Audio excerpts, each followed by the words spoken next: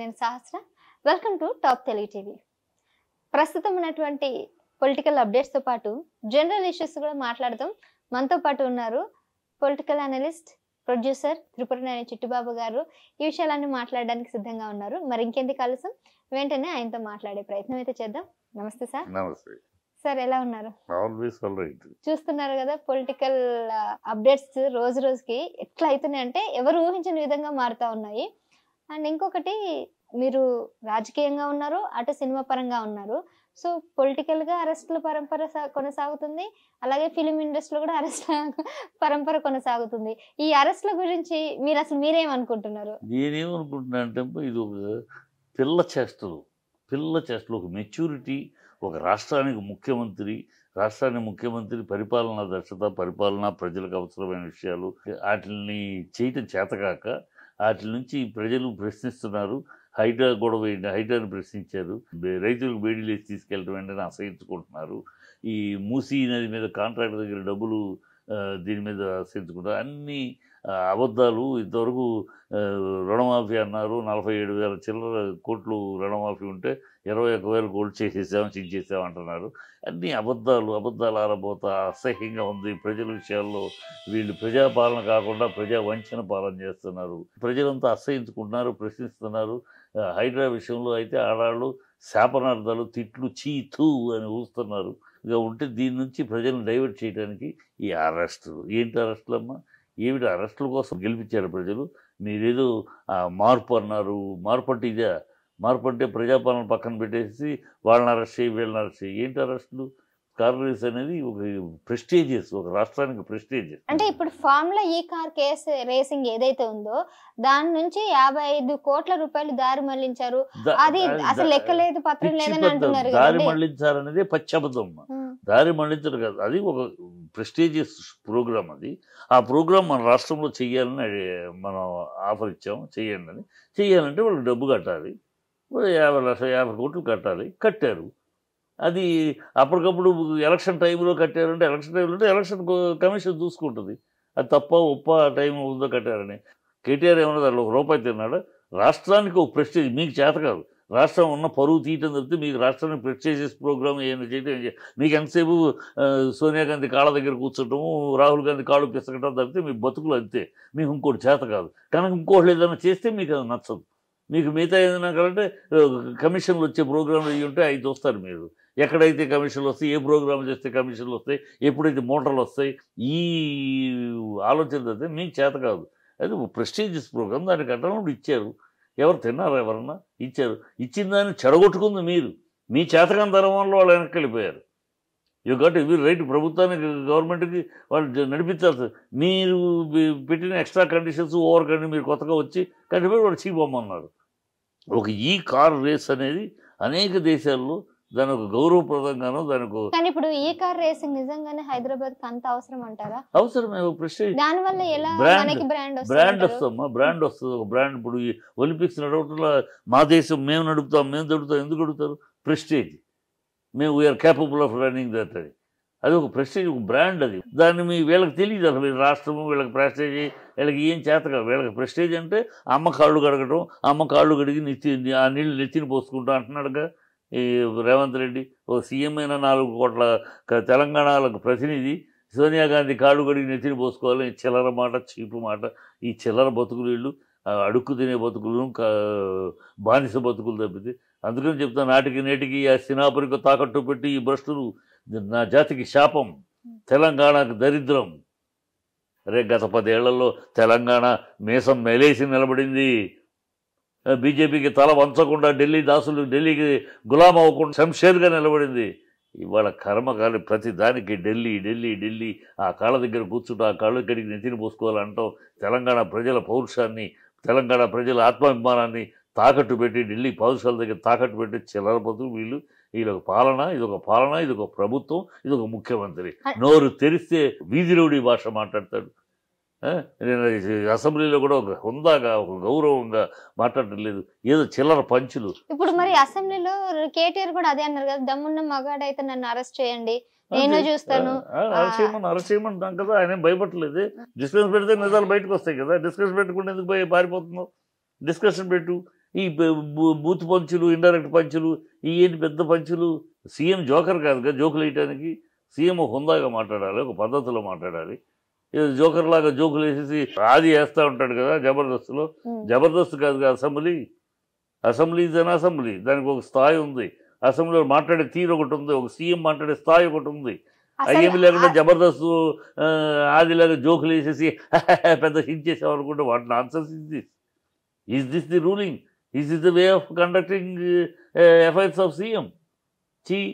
చాలా అసహ్యంగా ఉంది. అంటే ఇప్పుడు అసెంబ్లీ మా ప్రస్తావన వచ్చింది కాబట్టి ఈయన ముఖ్యమంత్రి రేవంత్ రెడ్డి ఏమన్నారంటే, ఈ తండ్రి పేరు చెప్పుకొని నేను రాలేదు, మీరంతా తండ్రి పేరు చెప్పుకొని అసెంబ్లీకి వచ్చారేమో, నేను తండ్రి పేరు చెప్పుకొని అయితే అసెంబ్లీకి రాలేదని ఆయన అంటున్నారు సార్.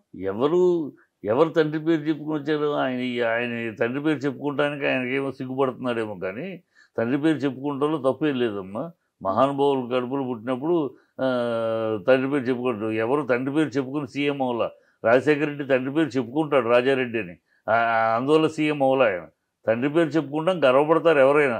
ఈయనకేమైనా తండ్రి పేరు చెప్పుకుంటానికి సిగ్గుపడుతున్నాడేమో మాకు తెలియదు, కానీ తండ్రి పేరు చెప్పుకుంటే గర్వపడతారు. ఎవరు తండ్రి పేరు చెప్పుకుని వచ్చారు? రామారావు తండ్రి పేరు చెప్పుకుని సీఎం అయ్యాడా? రాజశేఖర రెడ్డి తండ్రి పేరు చెప్పుకుని సీఎం అయ్యాడా?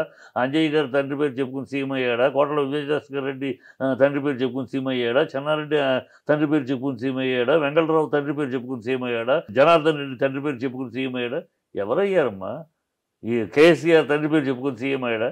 ఏం మోగుతారు తండ్రి పేరు చెప్పుకుని? నువ్వు నీకు తెలియకపోతే తెలుసుకో. ఆయనే జిల్లా స్థాయి నుంచి ఒక జెడ్పీటీసీ నుంచి సీఎం అయ్యాను, నాకు నేను స్వయంగా ఎదిగాను తప్ప వెనకాల కుటుంబ నేపథ్యంతో ఫ్రాగ్ ఇన్ ద వెల్, అదే ప్రపంచం అనుకుంటుంది. తనే అనుకుంటే అందరూ అలాగే ఎదిగారు. ఎవరు పైనుంచి ఊడిపడలా, అందరూ అలాగే ఎదిగారు. రాజశేఖర రెడ్డి ఎక్కడ మామూలు ఎమ్మెల్యే, ఎమ్మెల్సీ, ఎమ్మెల్యే అలాగే ఎదిగి వచ్చాడు. అందరూ రాజకీయాల్లో అది పై పదవులు అనుభవించిన వాళ్ళు మోడీ కాడ నుంచి కింద నుంచి ఎదిగొచ్చారు. ఈయన ఒక్కడే బావిలో కప్పలాగా ఈయన అనుకుంటే ఎట్లా? బావిలో కప్ప ఏమనుకుంటుందా? బావే ప్రపంచం అనుకుంటుంది. అంటే ఆయన ఏమన్నా పులులు తిరిగే స్థలం నుంచి నేను ఇక్కడ వరకు వచ్చాను అంటున్నాడు. బావిలో కప్ప కాదండి, పులులు తిరిగే ప్రాంతం నుంచి నేను ఇక్కడ వరకు వచ్చాను. పరిపోయిచ్చాడమ్మా మరి పులులకు భయపడి. అంటే పులులు ఉన్న ప్లేస్ లో నేను పుట్టి పెరిగాను, అలా తిరిగే స్థలం నుంచి నేను ఇక్కడ వరకు వచ్చాను. అందరూ నెల్లూరులో పుట్టినవాళ్ళు సింహాచలంలో పుట్టి పెరిగామంటారు. ఎవరు ఏ ప్రాంతానికి ఆ ప్రాంతానికి విలువ ఉందమ్మా. ఏ ప్రాంతానికి ఈయన ఒక పుట్టిన ఊరే పెద్ద పుల్లు ఊరు కాదు. ప్రతి ప్రాంతానికి దానికి ఒక స్టేటస్ ఉంది, దానికి ఒక చరిత్ర ఉంది. అందుకని చెప్తున్నా ఈయన ఏమనుకుంటున్నాడంటే బావిలో కప్పలాగా తనకు ఉన్నదే చరిత్ర, తనకున్నదే టాలెంట్, తనకున్నదే తెలివితేటలు అని అనుకుంటాడు. ప్రపంచం అంతా అలాగే ఉంది. ప్రపంచం అందరూ అనేక మంది వాళ్ళు పాలిస్తున్న వాళ్ళు, అధికారంలో ఉన్న వాళ్ళు అందరినీ మహానుభావులు అందరూ లెక్క చూస్తే అందరూ అలాగే. అలా అందరూ కింద నుంచి పైకి వచ్చి కష్టపడి వచ్చిన వాళ్ళే. ఎవడు మమతా బెనర్జీ ఏంటి, షిండే ఏంటి, మోడీ ఎక్కడి నుంచి వచ్చాడు? టీ కొట్టి అమ్ముతూ వచ్చాడు. సో అందరూ చరిత్ర అందరిది అంతే. అన్నేళ్ళు సీఎం చేశారు కరుణానిధి గారు, కింద నుంచి వచ్చారు. చరిత్ర తెలిసిపోతే తెలుసుకోవాలి. నీ ప్రత్యేకత ఏమీ లేదు, నీకు ఉన్నది నువ్వు ప్రత్యేకత అనుకుంటారు. నీలాంటి చరిత్ర అందరిది అదే మహానుభావ. అందరి చరిత్ర అందరూ కింద నుంచే పైకి వచ్చారు. అందరూ తండ్రి పేరు చెప్పుకుని ఎవడో సీఎం అవ్వలేదు వాళ్ళ శక్తితోటి, కానీ తండ్రి పేరు చెప్తారు. అది ఒక గౌరవప్రదంగా నా తండ్రి ఇలా అని చెప్పుకుంటారు. అది నీకు గౌరవప్రదం కాకుండా నువ్వు తండ్రి పేరు చెప్పుకోకపోతే అది నీ కర్మ, కానీ చెప్పుకునే వాళ్ళు తప్పు అంటే ఎట్లా? సరే, అది పక్కన పెడితే ఇప్పుడు సీఎం రేవంత్ రెడ్డి తీసుకొచ్చే ఏ ప్రాజెక్ట్స్ అయినా ఎందుకు అడ్డుకోవడానికి ప్రయత్నిస్తుంది సార్? ఇప్పుడు ఫ్యూచర్ సిటీ ఉంది, రీజనల్ రింగ్ రోడ్ ఉంది, అలాగే ఇంకా కొన్ని మెట్రో విస్తీర్ణ, వీటిని అన్నిటిని కూడా ఎక్స్పాండ్ చేయాలనుకుంటున్నారు. వీటిని అడ్డుకునే ప్రయత్నం చేస్తారు. అడ్డుకునే ప్రయత్నం ఎవరు చేయట్లేదమ్మా. వీళ్ళ ప్రాజెక్ట్స్ అన్ని కూడా కమిషన్ ప్రాజెక్ట్స్ తప్పితే అంతకు మించి వీళ్ళు ప్రాక్టికల్గా చేయరు. చేసే ధోరణి కానీ చేసే ఇది కానీ కనపడలేదు. ఇప్పుడు మూసీ నది 6300 కిలోమీటర్లు వచ్చేస్తుంది. దాన్ని మార్చి 1250 కిలోమీటర్లు దానికి చుట్టి ప్లాన్ని, అంటే ముఖ్యులు అంటే ఇలా చూపించి దాన్ని 5 జిల్లాలకు కవర్ చేసి 5 కాంట్రాక్టర్లు, అంటే ఒక కాంట్రాక్టర్ అయితే ఎంత ఇస్తాడు? కొంత ఇస్తాడు. 5 కాంట్రాక్టర్ అయితే 5 దగ్గర కొంత. ఇది స్కీమ్ చంద్రబాబు గారు మొదలెట్టారు. ఆ తర్వాత వైఎస్ రాజశేఖర్ గారు దాన్ని కొంచెం ముందు తీసుకెళ్లారు. ఆ తర్వాత బీఆర్ఎస్ వచ్చినాక దాన్ని ఫుల్గా డిజైన్ చేసి అసలు ఎక్కడెక్కడ ఫ్లైఓవర్లు కావాలి, ఎక్కడెక్కడ ఏం కావాలి, ఏ ద్వారంగా తీసుకురావాలి మొత్తం డిజైన్ చేస్తారు. 6500 కిలోమీటర్ల దూరంలో ఇక్కడికి వచ్చేస్తాయి. దాన్ని మార్చాల్సిన అవసరం వచ్చింది కమిషన్ల కోసం. శుభ్రంగా దాన్ని ఎగ్జిక్యూట్ చేస్తే సరిపోద్ది. మీరు వచ్చారు గబుకు అన్ని రెడీ అయినాక మీరు వచ్చారు అధికారంలోకి, అది దాన్ని మార్చి డిజైన్ మార్చి ఎట్లా చేసి అట్లా చేసి దాన్ని ఇంత పెద్ద చేసి 650 కిలోమీటర్లు వచ్చేసేదాన్ని 1200 చిల్లరకు తీసుకొచ్చి రౌండ్ అబౌట్ చేసి ఇవన్నీ కమిషన్ల కోసం తెలిసిపోతుంది. హైడ్రా కమిషన్ల కోసం. హైడ్రా నువ్వు చిత్తశుద్ధి ఉంటే పేదల ఇల్లు పగలగొట్టావు.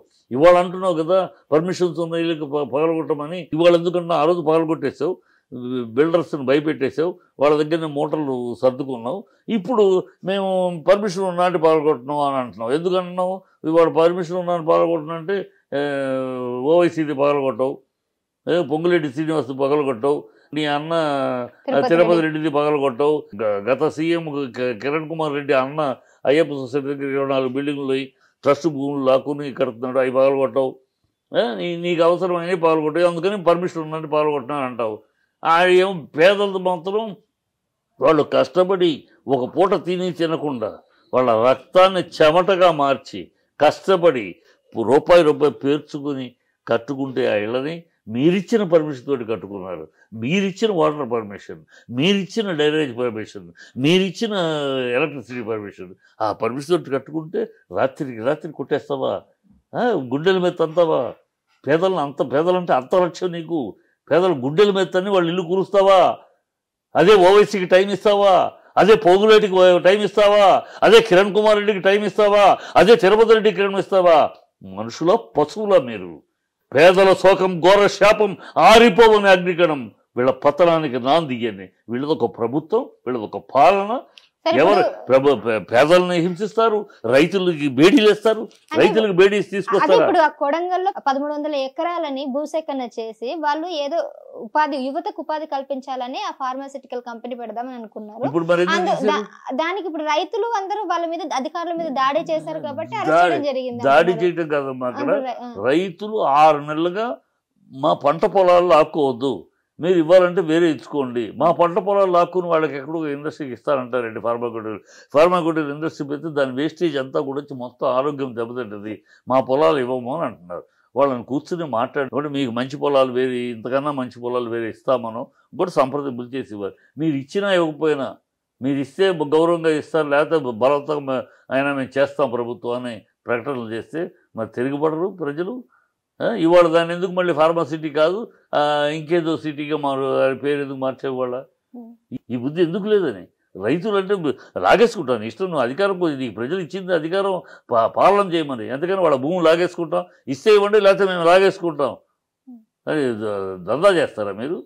దందా చేస్తే చూస్తా కూర్చుంటారా? అడ్డుపడకుండా ఊరుకుంటారా? అంటే ఇప్పుడు లగచర్లలో వాళ్ళ 24 మందికి అయితే బెయిల్ రావడం జరిగింది.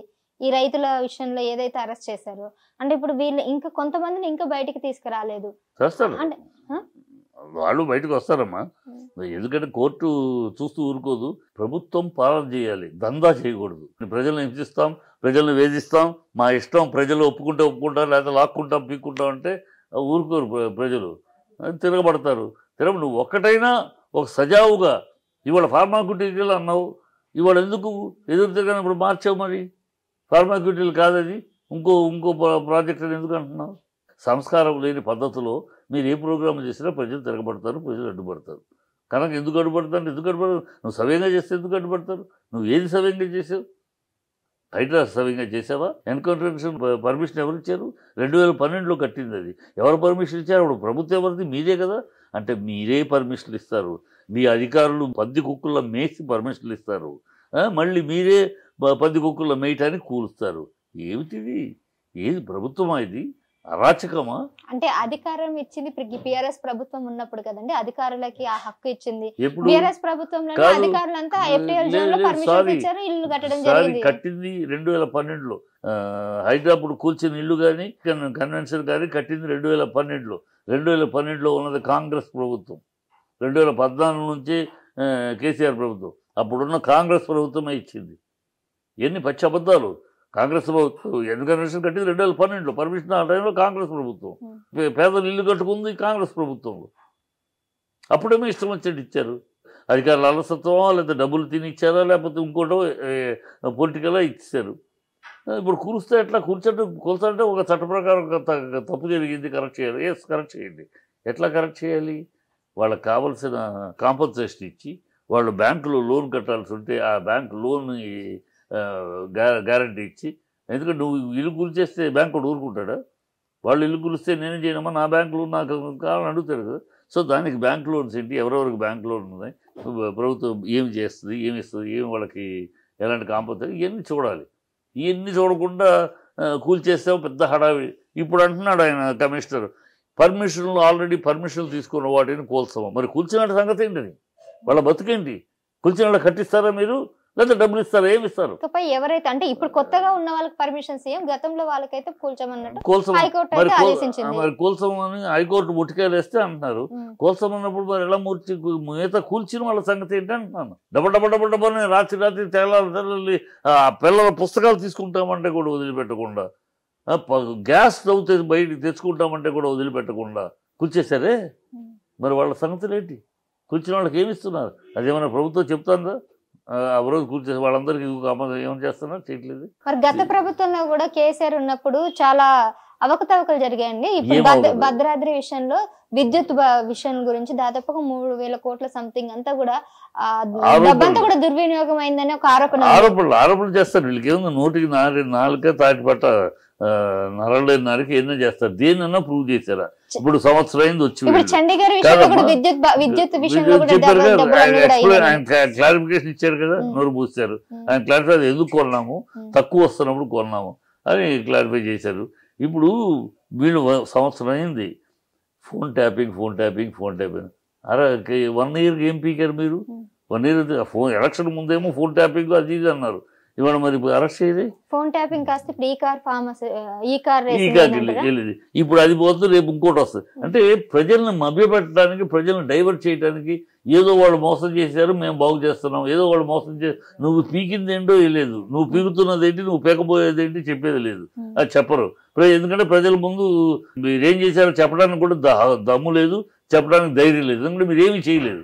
1 ఇయర్గా మీరు చేసింది ఏంటంటే అక్కడ ఢిల్లీ వెళ్ళి కాళ్ళు పిసకటం, 20-30 సార్లు వెళ్ళారు. ఇప్పటికి ఢిల్లీ వెళ్ళి కాళ్ళు పిసకటం. నెక్స్ట్ కోమటిరెడ్డి వెంకటరెడ్డి నెక్స్ట్ రెండో కృష్ణుడిగా తను రెడీ అవుతున్నాడు. ఈ రెండో కృష్ణుని అడ్డుకుంటానని నువ్వు తాపత్రయపడుతున్నావు. ఈ గొడవలు తప్పితే ప్రజా కార్యక్రమాలు ఇవి చేయట్లేదు. ప్రజలు ఎన్ని గమనిస్తున్నారు, తగిన సమయంలో తగిన బుద్ధి చెప్తారు. ఆరోపణలు కదా, నోటికి ఏముందని అనేయచ్చు. ఏం తిన్నారు, ఏం తిన్నారు చెప్పు, డీటెయిల్స్ చెప్పు. తిన్నారని అంటే నువ్వు ఇప్పుడు నీ ప్రభుత్వం ఏం నడుస్తుంది ఇక్కడ? నీ 7 అన్నదమ్ములు నడుస్తున్నారు. నీ 7 అన్నదమ్ములు, వాళ్ళ బంధువులు, అన్ని కమిటీల వాళ్ళు, అన్ని చోట్ల వాళ్ళని, వాళ్ళు ఎక్కడ, వాళ్ళకి ఏం సంబంధం, ప్రజలకి వాళ్ళకి ఏం సంబంధం, వాళ్ళు ఏదో బతుకుతున్నారు. వాళ్ళు సీఎం అవగానే వాళ్ళందరూ ప్రముఖులైపోయారు.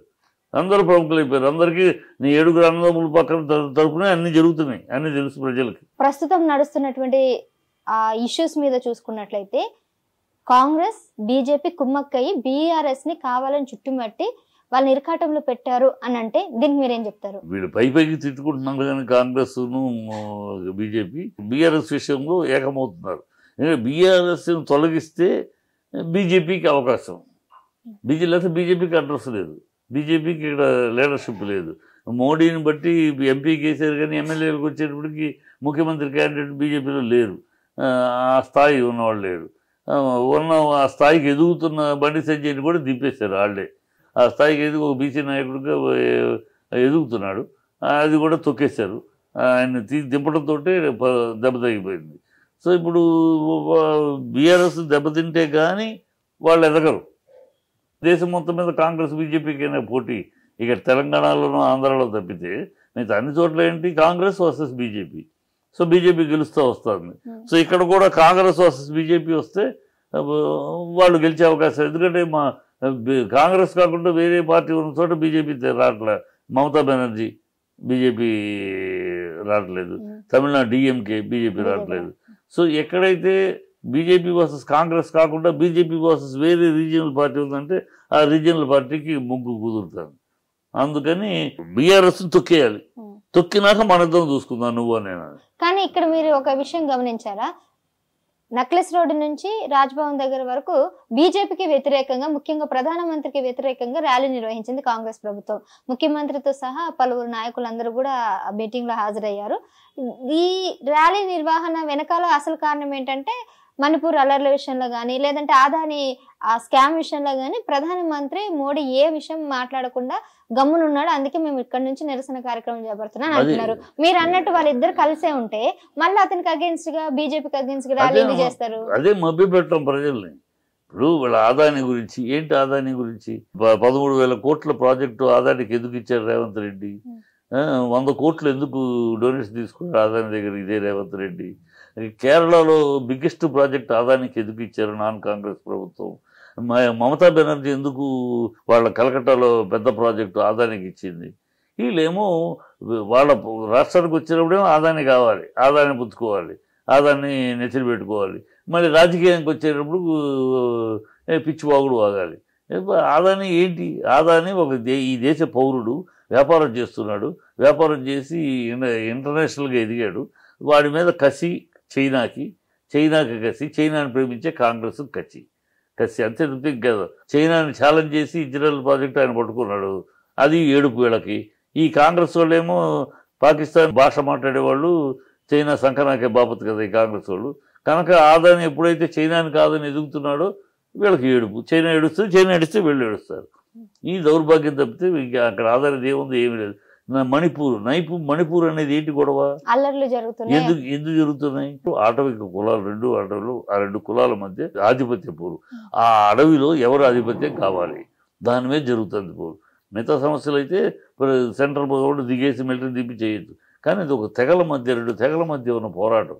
ఆ పోరాటాన్ని బుద్ధి జ్ఞానం లేకుండా కాంగ్రెస్ వాళ్ళలాగా ఒకళ్ళని ఎవరినో తప్పు చెప్పి ఒకళ్ళని ఏదో చేస్తే ఇంకా అల్లర్లు మంట పెరుగుద్ది. జాగ్రత్తగా దాన్ని స్టడీ చేసి దాన్ని ఎంత బాగా కరెక్ట్గా సెట్ చేయాలి. ఎందుకంటే 2 ఆటవిక తెగలు, వాళ్ళిద్దరూ ఆధిపత్యం. అక్కడ జరిగే పంటకి, అడవిలో పంట, అడవి పంట అన్నిటికీ కూడా మాది అంటే మాది అని వాళ్ళు పోరాటం చేస్తున్నారు.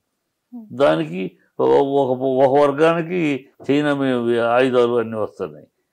ఇవన్నీ చూసుకోవాల్సిన విషయాలు. ఊనే తొందరపడిపోయి వీళ్ళు వాగుతున్నారు కదా అని వెళ్ళిపోయి ఒకళ్ళ మీద యాక్షన్ తీసుకుంటే అది ఇంకా అగ్ని రగిలిపోతుంది, మొత్తం తగలబడిపోతుంది. కనుక అది ఎంత భావిగా దాని ఇంటెలిజెన్స్ రిపోర్ట్ తీసుకుంటూ ఎలా చేయాలో నెమ్మదిగా స్టెప్ బై స్టెప్ చేస్తారు.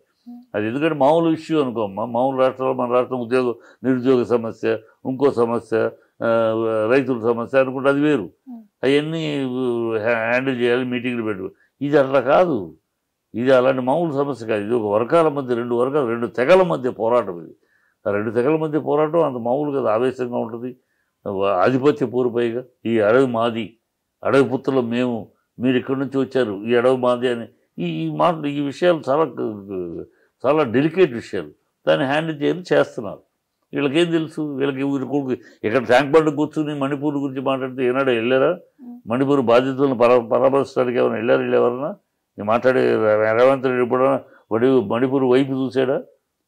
ఎప్పుడైనా నీకు వాగటానికి ఉంది లిఫ్ట్ సింపతి, నోరుంది కదా అని వాగడం తప్పితే ఇవన్నీ వేస్ట్ మాట. డిసెంబర్ 28వ తారీఖు నుంచి కౌలు రైతులకు కూడా రైతు భరోసా కానీ లేకపోతే రైతుకి సంబంధించిన మరో పథకాన్ని కూడా తీసుకొచ్చే ఆస్కారం ఉందని బట్టి విక్రమార్క అనౌన్స్ చేశారు. వాళ్ళు అంటున్న మాటలు చెప్పొద్దమ్మా, ఆయన చాలా అన్నారమ్మా. 23 డిసెంబర్ 9 నాడే మొత్తం రుణమాఫీ, అప్పుడే కౌలు రైతులు కూడా ఇస్తామన్నారు. ఎంతవరకు ఇవ్వాలా? ఇప్పుడు మళ్ళీ కొత్త స్లోగన్. వాళ్ళు ఇచ్చినప్పుడు మాట్లాడదాం. కాంగ్రెస్ ఏంటంటే స్లోగన్ పార్టీ. అది గరీబీ హటావో అని ఇందిరాగాంధీ గారు 70 ఏళ్ళు అదే మాటతోటి 50 ఏళ్ళు పరిపాలించేశారు. 50 ఏళ్ళు గరీబీ హటావో, గరీబీ హటావో స్లోగన్ ఇవ్వటంలో కాంగ్రెస్ వాళ్ళంతా ఎవరు లేవు. వాళ్ళు స్లోగన్స్ ఇస్తూ ఉంటారు, పని చేయరు. అన్నీ అందుకని ఆ దేశంలో అన్నీ పెండింగ్లు ఉంటాయి వాళ్ళు ఉన్నప్పుడు. వాళ్ళన్నీ ఏంటంటే అలా పైకి మాట్లాడుతూ ఉంటారు, అడవులు చేస్తూ ఉంటారు, మభ్య పెడతా ఉంటారు. 5 ఏళ్ళు ఎంత దోచుకోవాలో అధిష్టానానికి ఎంత చెప్పాలో చెప్పుకుంటారు. తర్వాత చీ అంటారు ప్రజలు, లోపల కూర్చుంటారు, గోతికాడిని అక్కడ కూర్చుంటారు. మళ్ళీ ఎప్పుడు అవకాశం వస్తుందా, ఈ అబద్ధాలు తయారు చేసుకుంటారు. మళ్ళీ అబద్ధాలు చిట్టాతోటి జనాలను మోసం చేస్తూ ఉంటారు. అది ప్రజలకు అర్థమైపోయి దేశమంతా కాంగ్రెస్ని చీ తూ పో అంటున్నారు.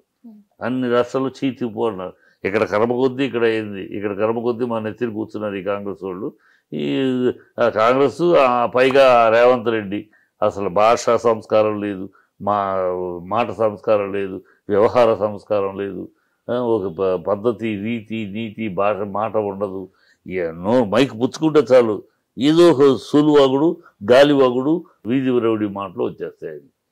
మన కర్మ కొద్దీ మనం ఓట్లు వేసాం కనుక తప్పదు, ఈ భరించాలి, ఎన్నాళ్ళు భరించాలో ఈ దరిద్రం చూడాలంతే. అందుకని నాటికి నేటికి ఆ స్థినాపరికి తాకట్టు పెట్టు ఈ భ్రష్టులు కుచింబర పరాయణత్తులు, నాటికి నా జాతికి శాపం, నా తెలంగాణకి దరిద్రం. సరే, ఇప్పుడు పాలిటిక్స్ పక్కన పెడితే ఫిలిం ఇండస్ట్రీకి సంబంధిస్తే, సో రీసెంట్గా వేణుస్వామి గారు ఒక ఇంటర్వ్యూలో ఏం చెప్పారంటే, నన్ను గెలికినందుకే తెలుగు ఫిలిం ఇండస్ట్రీకి గతి పట్టింది, ఇవి కాదు ఇంకా చాలా జరుగుతాయి, ఒక్కొక్కటి ఒక్కొక్క అనర్థాలు జరుగుతాయి అని అన్నారు. అంటే ఈయన వ్యాఖ్యలను ఎట్లా చూడాలంటే ఈయన శాపం ఏమైనా ఉంటుందంటారు అట్లా? ఆయన ట్రోల్ చేసి బాధ పెట్టారు కదా, ఆ బాధ కొద్దీ ఆయన మాట్లాడతారు. కానీ అల్లు అర్జున్ ని అరెస్ట్ చేయడాన్ని ఎట్లా చూస్తారు సార్ నిజానికి? అంటే ఈయన తప్పు లేదంటారు అల్లు అర్జున్ లేదమ్మా. ఇప్పుడు ఆయన పర్మిషన్ లేకుండా అక్కడికి ఆయనకి పర్మిషన్ లేకుండా లేదని రావద్దని చెప్పలేదు. ఇప్పుడు ముందుగా పర్మిషన్ ఎవరు తీసుకోవాలి? పర్మిషన్ ఎవరు తీసుకోవాలి? థియేటర్ వాళ్ళు తీసుకోవాలి. థియేటర్ వాళ్ళకి వీళ్ళు ముందుగా చెప్పాలి కదా, ఒక రోజు ముందు పర్మిషన్ థియేటర్ వాళ్ళు పంపించారు లెటర్. వాళ్ళిద్దరి మధ్య ఆ తప్పుల్లో పర్మిషన్ తీసుకోవాల్సిన. ఇప్పుడు నువ్వు ఒక విఐపిని నీ ఇంటికి పిలుస్తున్నావు అమ్మా, నీ ఇంటికి విఐపి వస్తుంటే నువ్వు ఆ విఐపికి కావాల్సిన అరేంజ్మెంట్స్ నువ్వు చేస్తావా, విఐపినే మీకు కావాల్సిన అరేంజ్మెంట్ చేసుకుని నా ఇంటికి రండి అంటావా? ఇంట్లో వాళ్ళే అంత కదా. అలాగే థియేటర్ వాళ్ళు థియేటర్ వాళ్ళు హీరోని రమ్మన్నారు, స్పెషల్ ప్రీమియర్ షోకి మీరు వస్తే బాగుంటుంది రండి అన్నారు. సో హీరో వస్తున్నాడు, వస్తూ ఉంటే అరేంజ్మెంట్స్ ఎవరు చేసుకోవాలి? థియేటర్ వాళ్ళు చేసుకోవాలి, పోలీసులు చేసుకోవాలి. ఈ థియేటర్కి పోలీసులకి మధ్య సమన్వయం కుదరక వాళ్ళ అప్లికేషన్ మేము రిక్వెస్ట్ పంపించామంటున్నారు, వీళ్ళేమో మేము వచ్చింది కానీ మాకు లెటర్ మేమేమో అనుమతి ఇవ్వలేదు అంటున్నారు. తనకేం తెలుసు? ఇదే పోలీసులు అనుమతి ఇవ్వడం వాళ్ళు ఏం చేయాలి? మనాడు వస్తాడు, ఏమంటే ఒక అరగంట ఆగిరండి, మేము అన్ని సర్దినాకు రండి అని చెప్తారు. ఇప్పుడు దేవర దగ్గర జరిగినప్పుడు ఏమో దేవర ఇలాగే హడావిడి వచ్చింది, జనాలు వచ్చారు, ఇమీడియట్గా పోలీస్ ఆఫీసర్ ఏం చేశాడు, సార్ ఇది మా వాళ్ళు కంట్రోల్ చేయలేము, మీరు క్యాన్సిల్ చేయండి అన్నారు. చేయలేదా? చేశాడుగా ఎన్టీఆర్. అలాగే మీరు రావద్దండి, ఒక అరగంట లేట్గా రండి, లేదా రావద్దండి రాడు కదా అల్లు అర్జున్. మీది కదా బాధ్యత. అంటే పోలీసులకి ఇన్ఫర్మేషన్ సంధ్య థియేటర్ వాళ్ళు ఇవ్వాలంటారా, అల్లు అర్జున్ ఇవ్వాలంటారా? అల్లు అర్జున్ ఎందుకు ఇస్తాడమ్మా? థియేటర్ వాళ్ళు ఇవ్వాలి. నీ ఇంటికి నువ్వు గెస్ట్ పిలిస్తే ఆ గెస్ట్ పర్మిషన్ ఇస్తాడా? నువ్వు ఇస్తావమ్మా పర్మిషన్లకి? ఇక్కడ ఇల్లు గెస్ట్ తో అంతే కదా. థియేటర్ అయినా ఇల్లు అయినా నీ ఇంటికి ఒక విఐపిని పిలిస్తే నువ్వు ఆ విఐపి కావాల్సిన, నీ ఇంట్లో ఫంక్షనే అనుకో, ఇల్లు కాదు, నీది ఒక ఫంక్షనే అనుకోమ్మా. ఫంక్షన్కి నువ్వు పిలిచే 10 మందిని, అందులో ఒక 5-10 మంది ముఖ్యమైన విఐపీలు పిలిచావు. ఆ విఐపీలు వస్తున్నారు కానీ ఆ అరేంజ్మెంట్స్ నువ్వు చేస్తావా? పోలీసులకి చెప్పి ఏమంటే పలానా విఐపీ వస్తున్నారు, కాస్త మాకు సెక్యూరిటీ పెట్టండి అని నువ్వు మాట్లాడతావా? లేకపోతే ఆయనకి విఐపీకే ఫోన్ చేసి అయ్యా మీరు వస్తున్నారు కనుక మీరు పర్మిషన్ పోలీసులు అడిగి తెచ్చుకోండి అంటామా? మనమే కదా తీసుకోవాలి. మన ఫంక్షన్కి వస్తున్నాడంటే అలాగే వాళ్ళు రమ్మన్నప్పుడు వాళ్ళు చేసుకోవాలి. వాళ్ళకి పోలీసులకి మధ్య సమన్వయం అది ఎప్పుడు కూడా. పోలీసులు వాళ్ళు సర్దుకుంటారు, ఏమైనా ఇబ్బంది ఉంటే పోలీసులు ఇన్ఫామ్ చేస్తారు రావద్దు అని. మనడికి రావద్దని ఏమని చెప్పారా? చెప్పలేదు. మీరు రావద్దని చెప్పలేదు. ఇతను మెసేజ్ పెట్టాడు వస్తున్నట్టు, వాళ్ళు పర్మిషన్ కోసం పెట్టారు. ఇది ఎక్కడో వాళ్ళ మధ్య డబ్బులు కట్టలేదని, థియేటర్ వాళ్ళు డబ్బులు కట్టలేదు అందుకని పోలీసులు రాలేదు, ఏం రకరకాలు వినపడుతున్నాయి. సో పోలీసులకి థియేటర్ మేనేజ్మెంట్కి మధ్య సమన్వయం కుదరక ఎక్కడో మిస్ఫైర్ అయింది. ప్లస్ థియేటర్ దగ్గర జనాలు అంతమంది ఉండడానికి కారణం నిర్వాహకుడు. టికెట్లు కొన్న వాళ్ళని లోపలికి పంపించకుండా బయట ఎవరు ఉంచమన్నారు? మనడేమన్నా అల్లు అర్జున్ ఏమన్నా నేను వచ్చేదాకా అందరినీ ఉంచండి చెప్పాడా? లేదు కదా. మీ థియేటర్ వాళ్ళు పెట్టుకున్నారు. ఎందుకు ఉంచారు థియేటర్ వాళ్ళు? ఎందుకు బయట ఉంచారు? వాళ్ళందరూ లోపల పంపించేస్తే అసలు 1000 మంది లోపల ఉంటే ఏ గొడవ లేదు కదా. వాళ్ళు 1000 మంది ఉండి ఇంకా బయట వాళ్ళకి చేరబట్టి కదా ఈ హంగామా. ఈయన తప్పే ఉంది.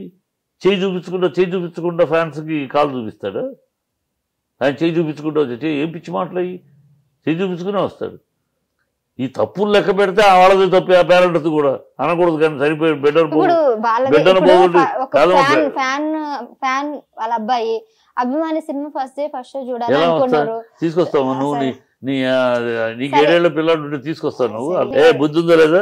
రేపు పొద్దున చూడొచ్చు ఏంటి ఆ కంగారు? 7 గంటలకు రాత్రి 9 చూడాలని చెప్పావా? చేసిన తప్పుకి ఇంత పెద్ద భారీ మూల్యం అయితే చెల్లించదు తప్పు. తల్లి చనిపోయింది, ఇప్పుడు అనకూడదు కదా అంటున్నా. ఇప్పుడు మాటకు సరిపోయి బిడ్డను పోగొట్టుకుని భార్యను పోగొట్టుకున్న అతని దగ్గర అంత గురించి తప్పు అనకూడదు. కానీ లేకపోతే తప్పు అక్కడ ఉంది అంటున్నాను. తప్పు అక్కడ ఉంది. తప్పు అబాధ్యత, ఫెయిల్యూర్ పేరెంట్. పేరెంట్గా తప్పది. కానీ ఈ పరిస్థితుల్లో అంటే ఇంకా అసలే బాధలో ఉన్నప్పుడు ఇంకో బాధ పెట్టడం ఎందుకని అనకూడదు అని అంటలేదు. కానీ అది తప్పు లెక్క చూస్తే అందరు తప్పులు ఉన్నాయి. ఇందులో అర్జున్ తప్పు ఎక్కడా కనపట్ల. కానీ అతను సైలెంట్ గా సినిమా చూస్తుంటే అయిపోయేది. బయటకు వచ్చి షో ఆఫ్ చేసి ఇలా హాయ్ చెప్పి ఇలా చేయడం అనేది కూడా బయటకు వచ్చేలా థియేటర్కి వచ్చాడు, ఎంట్రన్స్ లోపలికి వెళ్ళాడు అంతే. ఎంట్రన్స్ దగ్గరే జనాలు గుంపుడు చేతుల పేరు పైకి వెళ్ళిపోయాడు. పైకి వెళ్ళిపోయినా కింద తొక్కిసలాట జరిగింది. అప్పుడు మళ్ళీ పోలీసులు బయట నుంచి అంటే పైకి పోలీసులు వెళ్ళిపోతే 10 మంది, కింద ఎవరు లేరు పోలీసులు. ఇది ఎవరు తప్పు? వాళ్ళు కూడా అర్జున్ చూస్తూ పోలీసులు అక్కడికి వెళ్ళిపోయారు పైకి. చాలా తప్పు కదా అది. అంటే పోలీసులు తప్పుని అందరి తప్పుని కప్పిపుచ్చుకోవడానికి ఒక స్టార్ని అటాక్ ఇస్తే దాని మీద వెళ్ళిపోతుంది జనాలు, ఎవరు తప్పుని కాకుండా. అలా పోలీసులు తప్పును కవర్ చేసుకుంటానికి అర్జున్ మీద అటాక్ తప్పితే సిపి ఆనంద్ గారు ఇదంతా మూల కారణం కావాలని నుంచి చేసిందని అంటారు. అంటే బయట అయితే ఒక వార్త నడుస్తుంది, వ్యక్తిగత కక్షతోనే సిపి ఆనంద్ గారు ఇదంతా చేశారని అంటున్నారు. లేదంటే మీరు అన్నట్టు ముఖ్యమంత్రి కావాలని ఆయన పేరు సభలో చెప్పనందుకు, పేరు మర్చిపోయినందుకు అల్లు అర్జున్ కక్షపూరితంగా అరెస్ట్ చేయించారంటారు. ఎట్లా చూడాలంటారు? కక్షపూరితం అలాంటిది ఏదో ఆలోచన లేకపోతే అమ్మా అంత పచ్చిగా ఆయన మాట్లాడేటప్పుడు చట్టం దాని పని చేస్తూ పోతుంది, దానికి ఏం చేస్తావు అని ఊరుకుంటారు అని మామూలుగా. అలా కాకుండా సల్మాన్ ఖాన్ అరెస్ట్ చేయలేదా, సంజయ్ దత్తుని అరెస్ట్ చేయలేదంటే వాళ్ళు డైరెక్ట్ ఇన్వాల్వ్డ్. సల్మాన్ ఖాన్ జగ్గన్ చంపాడు, డైరెక్ట్ ఇన్వాల్వ్డ్. ఇక్కడ సంజయ్ దత్తు ఇంట్లో తుపాకులు AK-47 దొరికినాయి, డైరెక్ట్ ఇన్వాల్వ్డ్. ఇక్కడ డైరెక్ట్ ఇన్వాల్వ్మెంట్ ఏముంది? ఏం కంపారిజన్? ఆ కంపారిజన్ చేయటం కాక ఆయన ఏమన్నా బార్డర్లో పోరాడా? ఆయనకి అంత స్పెషల్ అంటానికి సినిమా వాళ్ళు ఏమైనా డబ్బులు పెడతారు, డబ్బులు తీసుకుంటారు అని సినిమా వాళ్ళని హేళనగా మాట్లాడాడు. ఈయనేం పీకేడని ఈయన ముఖ్యమంత్రి అమ్మా? ఈయనేమన్నా సమాజంలో ప్రజల కోసం, ప్రజల యొక్క సమస్యలు తీరి పరిష్కారాలు చేసి, పోరాటాలు చేసి, ప్రజల కోసం పోరాటాలు చేసి ముఖ్యమంత్రి అయ్యాడా? ఏం కాదే, వాళ్ళ కాళ్ళు పట్టుకుని వాళ్ళ కాళ్ళ దగ్గర కూర్చొని ముఖ్యమంత్రి అయ్యాడు. ఎదురు అడిగితే ఎందుకు అడగలేము? ఇవన్నీ ఎదురు అడగచ్చు కదా. మాట్లాడతారు సినిమా వాళ్ళు ఎంత కష్టపడితే సినిమా తీస్తారు తెలుసా ఆయనకి? ఒళ్ళు హూనం చేసుకుని ఒక హీరోకి కాళ్ళ దగ్గర, చేతి దగ్గర ప్లేట్లు ఉంటాయి, దెబ్బలు తిని ఎముకలు ఇరిగి ఆయన ప్లేట్లు పెట్టుకుని కష్టపడి చెమటోడ్చి ఎముకలు ఒళ్ళు హూనం చేసుకుని ప్రజలు ఆశీర్వాదం పొందుతారమ్మా సినిమా వాళ్ళు. కేవలం డబ్బు కాదు, డబ్బులతో సినిమాలు తీసేస్తే ఆ అంబానీలు, ఆదానీలు సినిమాలు తీస్తారు. చెమటోడ్చి 60 మంది 120 రోజులు పనిచేసి ఒక్కొక్క హీరో కాళ్ళు పగలగొట్టుకుని, భుజాలు ఎరగొట్టుకుని, చేతులు ఎరగొట్టుకొని దుమికి ఫైట్లు చేసి ప్రజలు మెప్పించి ఒప్పించి వాళ్ళ దగ్గర డబ్బులు తీసుకుంటున్నాం. మీకు మళ్ళీ ఓటుకు నోటు కొనుక్కొని మళ్ళీ ఆ డబ్బు సంపాదించడానికి అవినీతి చేయట్లా మేము సినిమా వాళ్ళు. మేము కష్టపడి ప్రజల ముందు పెట్టి ఆశీర్వాదం పొంది వాళ్ళ దగ్గర డబ్బులు తీసుకుంటున్నాం. మీరు సినిమా వాళ్ళ గురించి హీనంగా మాట్లాడతాడు ఆయన. ఏం మాట్లాడాలి? సినిమా వాళ్ళ గురించి హీనంగా మాట్లాడదు అంటారు. మరి జర్నలిస్టుల గురించి సినిమా వాళ్ళు హీనంగా మాట్లాడి వాళ్ళ మీద దాడి చేయడాన్ని మీరు ఎట్లా చూస్తారు? మోహన్ బాబు గారు, రంజిత్ గారు మోహన్ బాబు విషయంలో ఇల్లీగల్ గా పర్మిషన్ లేకుండా, ముందు ప్రయర్ పర్మిషన్ తీసుకోకుండా సెక్యూరిటీని తోసుకుని గేట్ తోసుకుని లోపల రావడం తప్పు. ఒక ఇష్యూ జరిగినప్పుడు జర్నలిస్టులు అంతా కూడా ఒక దగ్గర ఉండి రిపోర్టింగ్ చేయడం ఈ మధ్య కాలంలో జరుగుతుంది. ఇప్పుడు అక్కడ రిపోర్ట్ ఇంట్లో దూరలేదండి, ఆ గేట్ దగ్గర ఉండి రిపోర్టింగ్ చేస్తుంటే ఆయన కోపం వచ్చి మా ఇంటి ముందు గేట్ తోసుకుని వచ్చారు, క్లోజ్ చేసిన గేట్ తోసుకుని సెక్యూరిటీని చీల్చుకుని వచ్చారు. 20 మంది రౌడీలతో వచ్చారు వాళ్ళు. వాళ్ళ వెనకాల 20 మంది రౌడీలు ఉన్నారు. జర్నలిస్టులకి 22 మంది రౌడీలు ఎందుకు వచ్చారు? తాండూరు మీద సాక్ష్యాలు, తాండూరు ఆ గుంపులో 20 మంది రౌడీలు, తాండూరు రౌడీలు ఉన్నారు. ఆ సాక్ష్యాలు ఉన్నాయి, కోర్టులో అదే సబ్మిట్ చేశారు. సాక్ష్యాలు ఉన్నాయి. వీళ్ళకి తిరిగిపోదు, వీళ్ళ ముసుగులో వీళ్ళని ముందు పెట్టుకుని వాళ్ళు వచ్చారు వెనకాల. సరే, ఇప్పుడు మీరు అంటే 22 రౌడీలు ఉంటే 22 రౌడీల మీద దాడి చేయాల్సింది జర్నలిస్ట్ మీద లోగోతో కొట్టడం అది 20 మంది రౌడీలు వచ్చారు ఇంటి దగ్గరికి అనేది మాకు ఇన్ఫర్మేషన్. ఆ 20 మందిలో ఎవడు ఏ ముసుగులో ఉన్నాడో తెలియదు. అసలు ఇల్లీగల్గా ఉన్నాడు నా ఇంట్లో, వాడిని పంపించారు ఏంటి అని చెప్పి పోలీసులు పంపించి ఇల్లీగల్గా ఉన్న కొడుకుని పంపించేస్తే ఆ కొడుకుని తీసుకొచ్చి అతను చెప్పాడు మా దగ్గరికి. ఎంత న్యాయం అసలు? ఆ ఇల్లీగల్ కొడుకు పర్మిషన్ ఏంటి మీకు ఇవ్వటం ఆ ఇంట్లోకి? ఇవన్నీ వాళ్ళ తప్పులు ఉన్నాయి. దాంతో ఈయన ఆవేశపడ్డాడు. వాళ్ళు మేము ఇల్లీగల్ ఎంట్రీ తప్పు అని చెప్తే నేను మిమ్మల్ని చేసుకుని తప్పు అని చెప్పడానికి సిద్ధంగా ఉన్నాడు ఆ రోజే. కానీ వీళ్ళు చెప్పలేదు, సరిగ్గా వదిలే ఒకసారి చెప్పేశారు వచ్చి కావాలి. ఎందుకంటే ఇంటెన్షనల్ కాదు, అది యాక్సిడెంటల్. ఆయన వీళ్ళని కొట్టాలి తిట్టాలని లేదు ఆయనకి. ఎందుకంటే జర్నలిస్టులు ఎంత బాగా చూసుకుంటారో ప్రజలకు తెలుసు, ప్రెసిడెంట్ ఎంత గౌరవం ఉంది అందరికీ తెలుసు. సో అందుకని ఓకే మన పిల్లలే కదా జరిగిందని సారీ చెప్పేశాడు. దేర్ ఇట్స్ మ్యాటర్ అంతే కదా. Right sir. సో ఇటు పొలిటికల్ గాను అటు ఫిలిం ఇండస్ట్రీలో కానీ నిజంగానే ఇప్పుడు కొన్ని అయితే ఇష్యూస్ అయితే నడుస్తున్నాయి. సో మీరు అన్నట్టుగా కొన్ని రోజులలో ఇవన్నీ సర్దుమనగాలి, మీరు అన్నట్టు ప్రభుత్వం వచ్చాక ఇవన్నీ జరుగుతున్నాయి అని కూడా మీరు చెప్తున్నారు. మరి దీని గురించి మీరేమనుకుంటున్నారు? సో ఇదంతా ప్రభుత్వం వలన ఇలాంటి విషయాలు జరుగుతున్నాయా, లేదంటే తప్పులు చేస్తున్నారు కాబట్టి చట్టపరమైనటువంటి చర్యలు తీసుకొని అరెస్టుల పరంపర జరుగుతుందని మీరు అనుకుంటున్నారా? మీ అభిప్రాయాన్ని కింద కామెంట్ చేయండి. So thank you so much sir, చాలా విషయాలు వివరణ ఇచ్చినందుకు థ్యాంక్ యూ.